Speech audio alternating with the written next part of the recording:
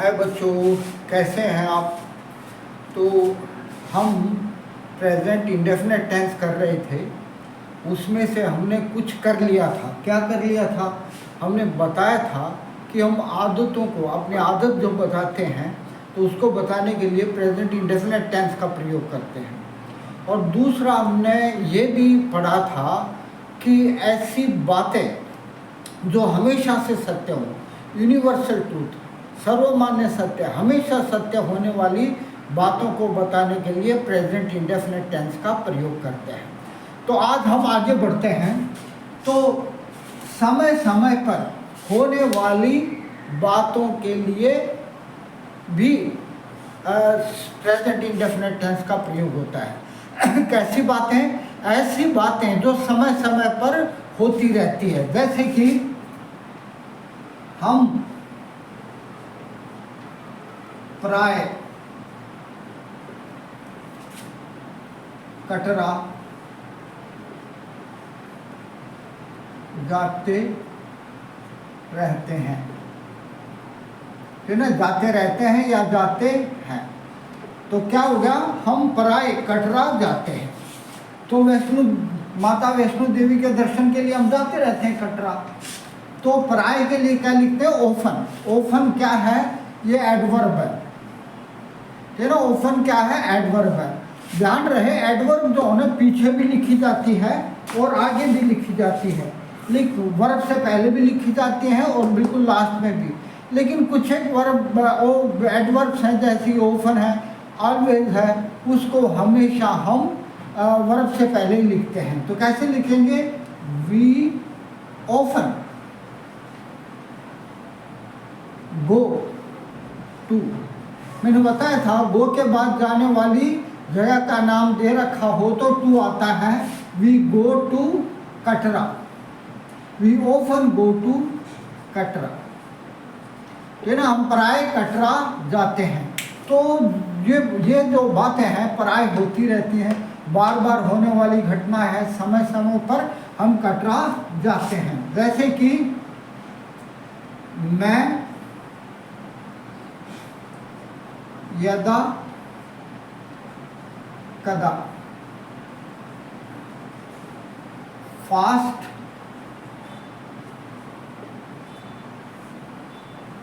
Food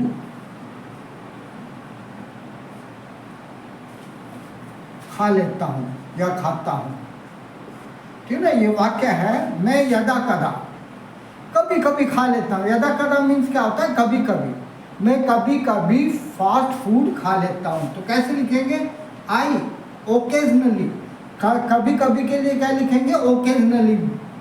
तो CCASI ONALLY। तो I occasionally. Occasionally means क्या होता है? यदा कदा, कभी कभी।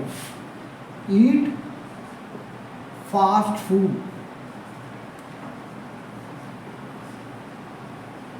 ठीक है ना? Fast food. मैं कदा यदा कदा फास्ट फूड खा लेता हूँ। तो कभी कभी होने के लिए हम जो ना प्रेजेंट इंडेफिनेट टेंस का प्रयोग करते हैं, जो प्राय होती रहती है, ठीक है ना? जैसे कि वह प्राय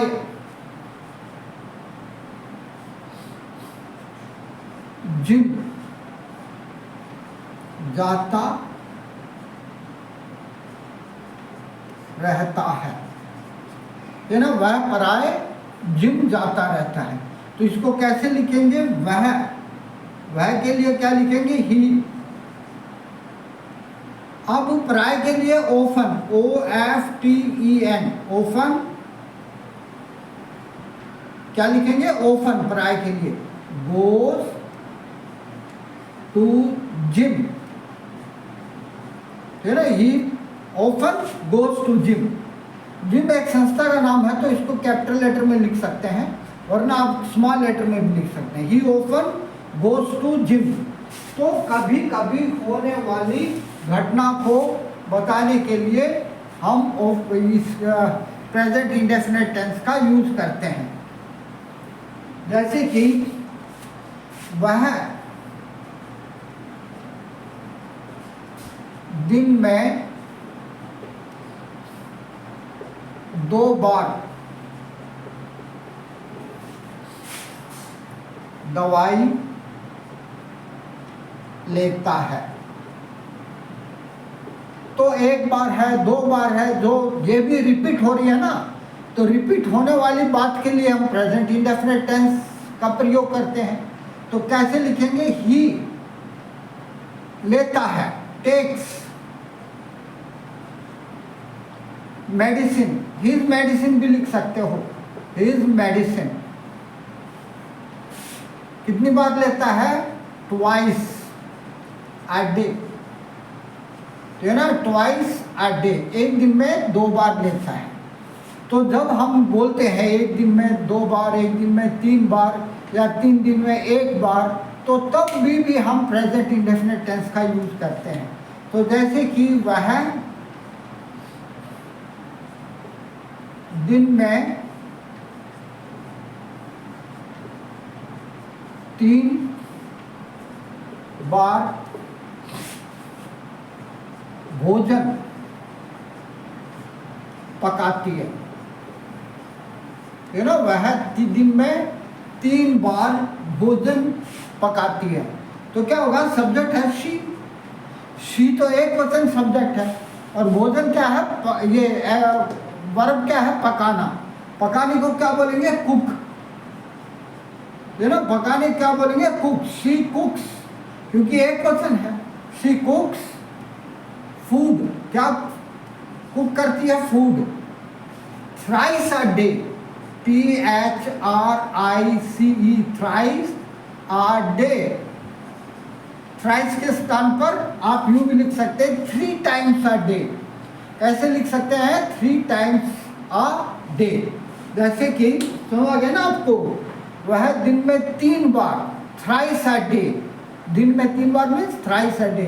शी कुक्स, सब्जेक्ट एक वचन है तो वर्ब की फर्स्ट फॉर्म के साथ SAS आएगा। She कुक्स food. खाने पीने की चीजें, फूड है, वाटर है, मिल्क है, टी है, इनके साथ दाना लगाएं आप। इनके साथ दाना लगाने का कोई तुक नहीं है, आप दाना लगाएं। समझ गए ना आपको? जैसे कि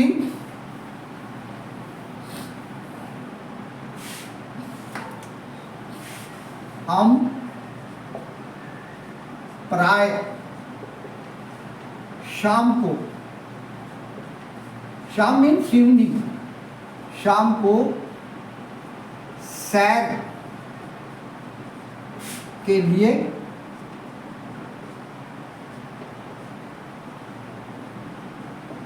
जाते हैं। तो क्या होगा? हम प्राय शाम को सैर के लिए जाते हैं। तो वी ओकेजनली, OCASIONLY,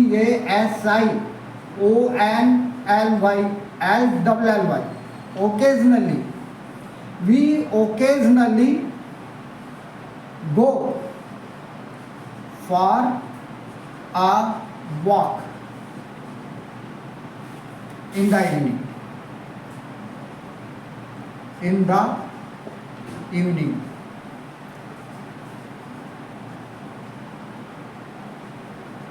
तो हम ये भी लिख सकते हैं कि हम शाम को we occasionally go for a evening walk. You know, evening walk, evening walk भी लिख सकते हैं, या for a walk in the evening, आप ये भी लिख सकते हैं। तो आपको पता लगा कि ऐसी चीज़ें जो बार बार होती रहती हैं उसको बताने के लिए हम प्रेजेंट इंडेफिनिट टेंस का यूज करते हैं। समझ में आपको पता लग गया? तो कभी कभी होने वाली या प्राय होने वाली, अधिकतर होने वाली घटनाओं को बताने के लिए हम प्रेजेंट इंडेफिनिट टेंस का प्रयोग करते हैं। तो बस अब दूसरी, भविष्य में पक्की हो चुकी बात को बताने के लिए। तो पक्की बात कैसे? जैसे कि हमारे स्कूल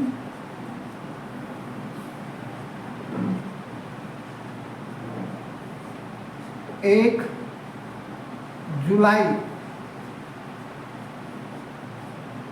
को खुलेंगे।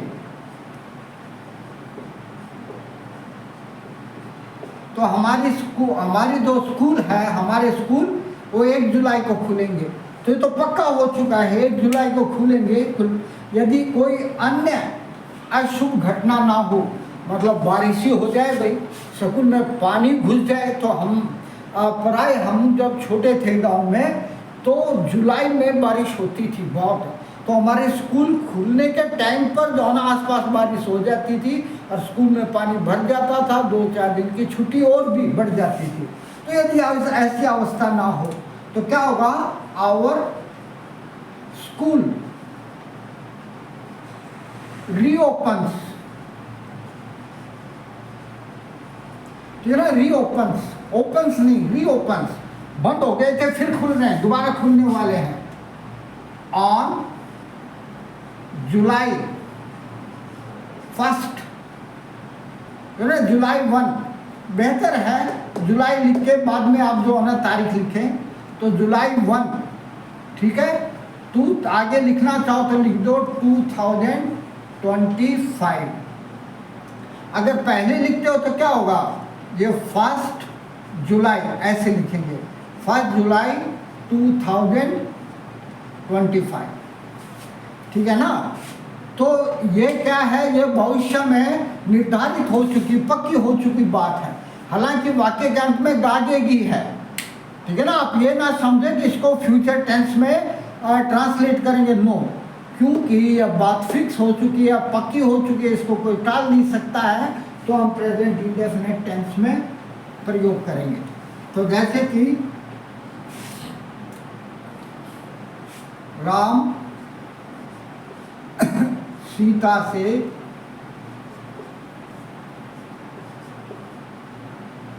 15 अगस्त को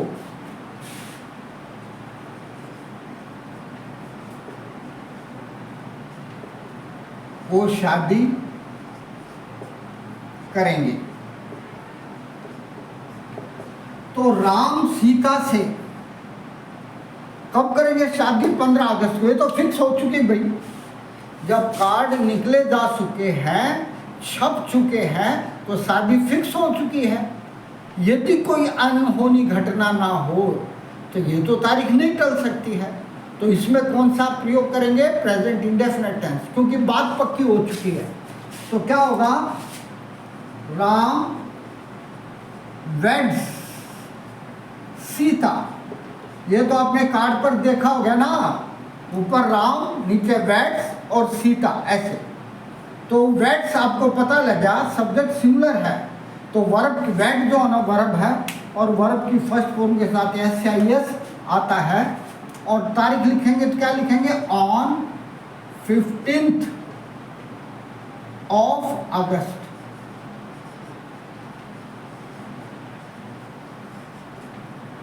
और 2025 15 अगस्त लिखना कोई ज़रूरी नहीं है, ऑफ को हटा भी सकते हैं। 15 अगस्त 2025, ठीक है ना। तो ये तो ना फिक्स हो चुकी है, इसको हम नहीं बदल सकते हैं। तो फिक्स हो चुकी बात को बताने के लिए हम प्रेजेंट इंडेफिनिट टेंस का प्रयोग करते हैं।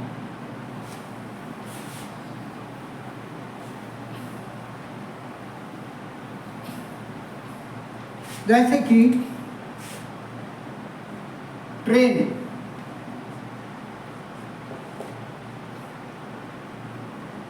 एक घंटे में आने वाली है।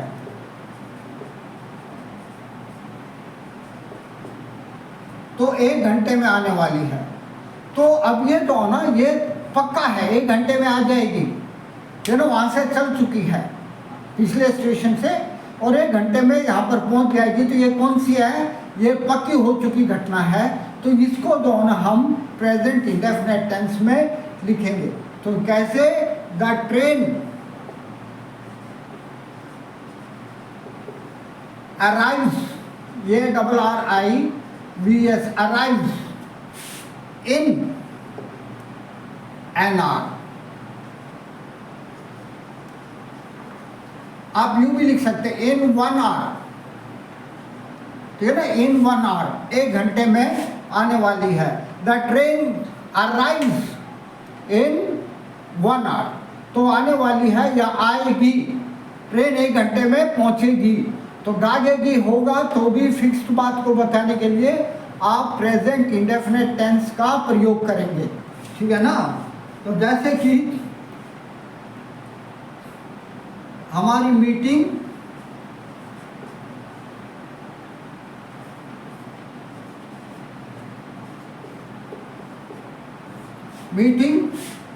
अगले सोमवार को है।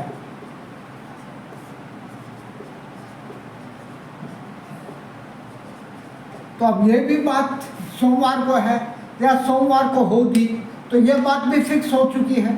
मीटिंग जो है ना सोमवार की है, तो इसको बताने के लिए भी प्रेजेंट इंडेफिनिट टेंस का अभिन्न है। जितने मैंने सेंटेंस बनाए हैं इसमें ता है, ते ही, ता है, ते है, ती है का कहीं भी जिक्र नहीं हुआ भाई। ये कभी तो होगा, कभी है, कभी होने वाली है, कुछ भी, समझ गए ना। तो लेकिन ये क्योंकि भविष्य में फिक्स हो चुकी बात है तो उसके लिए प्रेजेंट इंडेफिनिट टेंस का प्रयोग होगा। तो कैसे लिखेंगे, our meeting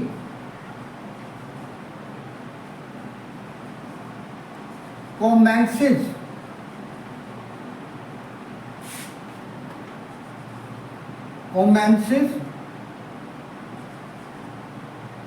on Monday next,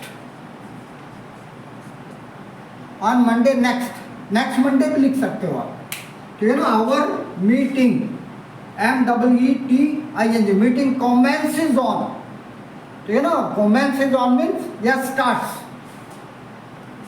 जैसे कि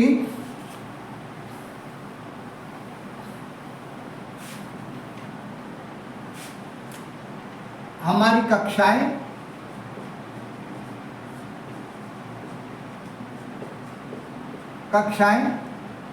1 नवंबर से स्टार्ट होंगी। क्या होंगी, स्टार्ट होंगी। तो ये भी बाय फ्यूचर की लग रही है, स्टार्ट होंगी। तो क्योंकि अगर ये बात हम प्रेजेंट इंडेफिनिट टेंस में कब करेंगे ये दिखाने के लिए कि बात पक्की है, तो आप कैसे लिखेंगे, आवर क्लासेस स्टार्ट, ये प्रेजेंट इंडेफिनिट टेंस है, क्लासेस प्लूरल है, तो क्या होगा, वर्ब की फर्स्ट फॉर्म आएगी। अगर ये सिंगुलर लगाते हैं तो ऐसा आएगा, आवर क्लास स्टार्ट्स फ्रॉम, या ऑन लगाएंगे मीन्स को, फ्रॉम मीन्स से है तो फ्रॉम लगाओ, नवंबर या 1 नवंबर, FIRST 1 नवंबर, समझ गए ना आपको। तो आपको ये पता लगा कि भविष्य में होने वाली घटनाएं जो पक्की हो चुकी हैं उनको बताने के लिए प्रेजेंट इंडेफिनिट टेंस का प्रयोग करेंगे, ठीक है।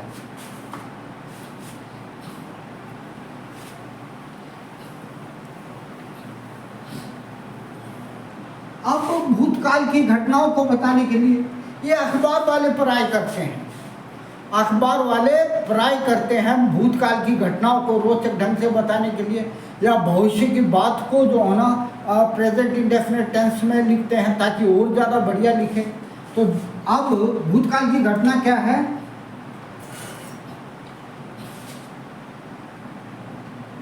एक चोर आता है, वह धीरे से दरवाजा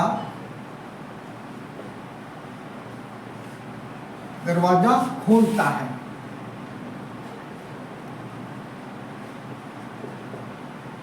यह भूतकाल की घटना है। वह कमरे में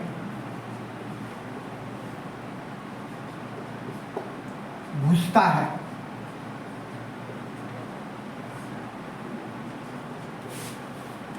तभी हमारा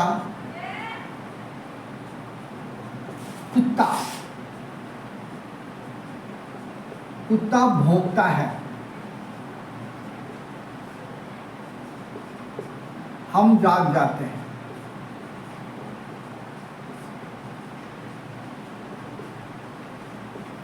कौन है? ये कहानी है। एक चोर आता है, घर में आता है, वह धीरे से, क्या कैसे? धीरे से वह धीरे से दरवाजा खोलता है, वह कमरे में घुसता है, तभी हमारा कुत्ता भौंकता है और हम जाग जाते हैं। तो यह भूतकाल की घटना है और जानबूझकर जो इसको प्रेजेंट इंडेफिनिट टेंस में लिखा गया है ताकि ये घटना आंखों के सामने दिखे। समझ ना? तो क्या होगा? A thief, THIEF, a thief comes, ये प्रेजेंट इंडेफिनिट टेंस हो गया ना, सब्जेक्ट सिंगुलर है तो वर्ब की फर्स्ट फॉर्म के साथ SIS। He opens the door, ठीक है ना, दरवाजा खोलता है, और वह कमरे में घुसता है। कैसे लिखेंगे? He enters the room. The room means हम जिसको बता रहे हैं, रूम के साथ दा लगाने का मतलब क्या है? जिसको बता रहे हैं उसको पता है कि कौन सा रूम में वो घुसा था। तो एंटर्स द रूम, तभी हमारा कुत्ता भौंक उठता है। जस्ट देन मीन्स तभी। Just then our dog barks, BARKS। Our dog singular है ना, तो barks आएगा, ठीक है ना, barks आएगा। एंड वी गेट अप या वी अवेक मीन जागना भी होता है, जगाना भी होता है, ठीक है ना। वी अवेक, तो क्या होगा? Just then our dog barks and we get up.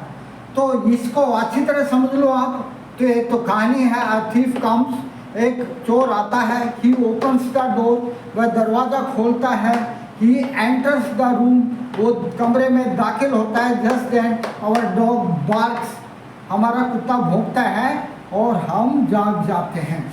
ये क्या होगा? ये प्रेजेंट इंडेफिनिट टेंस हो गया, अर्थात भूतकाल की बात को बताने के लिए प्रेजेंट इंडेफिनिट टेंस का प्रयोग होता है। बता दूं इसको,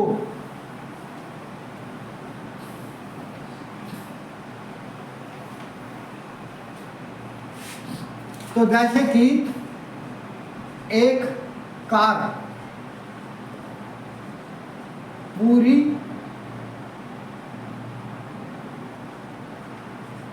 गति से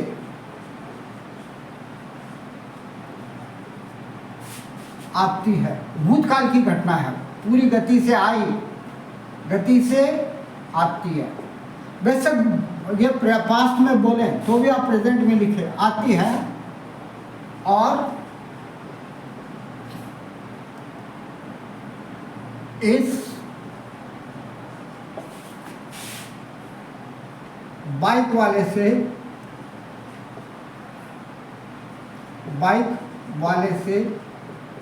टकराती है।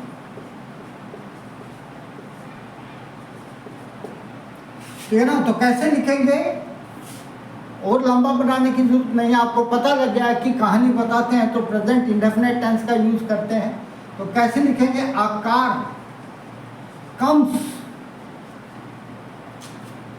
At full speed. जब भी स्पीड को लिखेंगे तो एट का प्रयोग करेंगे। एट फुल स्पीड, क्या होते हैं? वो फुल स्पीड से, और इस कार वाले से टकराती है। एंड कोलिड्स मीन्स टकराना, कोलिड्स with this